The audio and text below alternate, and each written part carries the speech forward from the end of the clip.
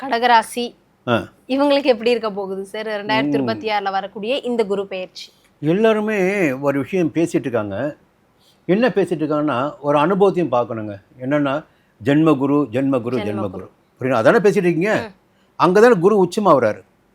அவர் ஜென்மத்தில் வரட்டும், எந்த ராசிக்குலாம் வரட்டும், எல்லாருமே தெரிந்து கொள்ள வேண்டிய விஷயம் ஒன்று இருக்குங்க. ஜென்ம ராசிக்குள் வருகின்ற போது சஞ்சார நிலையால் மட்டும்தான் பலன்கள் கிடைக்கும் என்பது இல்லை. சஞ்சார நிலைக்கு அப்பாற்பட்டு ஜென்மகுரு என்னன்னா அலைச்சலை ஏற்படுத்துவார்.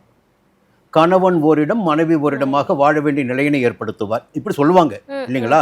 அப்போ என்னென்னா, ஒரு மனிதன் எப்பொழுது உழைக்க ஆரம்பிக்கிறானோ அவன் தான் வெளியே ஓடிக்கிட்டே இருப்பான்.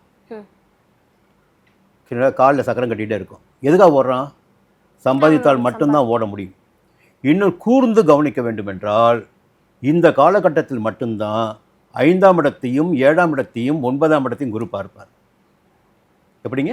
ஜென்ம ராசிக்குள் சஞ்சரிக்கின்ற போது தான் 5ஆம் இடமான பூர்வ புண்ணியஸ்தானத்தை பார்ப்பார். இப்போ குழந்தை பாக்கியமே ஒருத்தருக்கு இல்லைங்க, இப்போ குழந்தை பாக்கியம் உருவாகும்.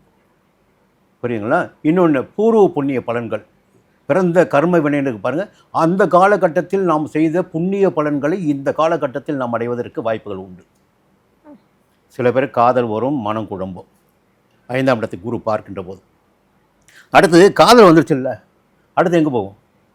திருமணத்துக்கு, கல்யாணம். அப்போது காதலித்தவரையே திருமணம் செய்து கொள்ளக்கூடிய நிலை கூட சிலருக்கு ஏற்படும். ஏன்னா 7ஆம் இடத்துக்கு குரு பார்த்துறாரு. எல்லாருக்கும் காதல் சொல்ல முடியாது, காதல் உருவாகும், காதலித்தவரை திருமணம் செய்து கொள்ள முடியும் சிலருக்கு. 7ஆம் இடத்தை குரு பார்க்கிற கடகராசினருக்கு இது சுபகாலம், திருமணத்திற்குரிய காலம். ஆணாக இருந்தாலும் பெண்ணாக இருந்தாலும் மணமாலை கழுத்தில் ஏறக்கூடிய காலம் ஆச்சுங்களா. அடுத்து 9ஆம் இடத்துல சனி சஞ்சாரம் பண்ணிவிட்டு ரொம்ப யோகமாக இப்பொழுது இருக்காங்க கடகராசிக்காரங்க. இன்னொரு பக்கம் பார்த்திங்கன்னா, திருமண யோகம் வந்துடுச்சு, காதல் வந்துடுச்சு, குழந்தை பாக்கியம் வந்துடுச்சு, திருமண யோகம் வந்துடுச்சு. இன்னொரு பக்கம் மிக முக்கியமானது, வாழ்க்கைக்கு தேவையானது பார்த்திங்கன்னா சொந்த வீடு. அந்த சொந்த வீடு அமையக்கூடிய காலகட்டமாகவும் சிலருக்கு இந்த குரு பெயர்ச்சி இருக்கும். ஏன்னா 9ஆம் இடம் பாக்கிய சார்ந்த குரு பார்க்குறாரு.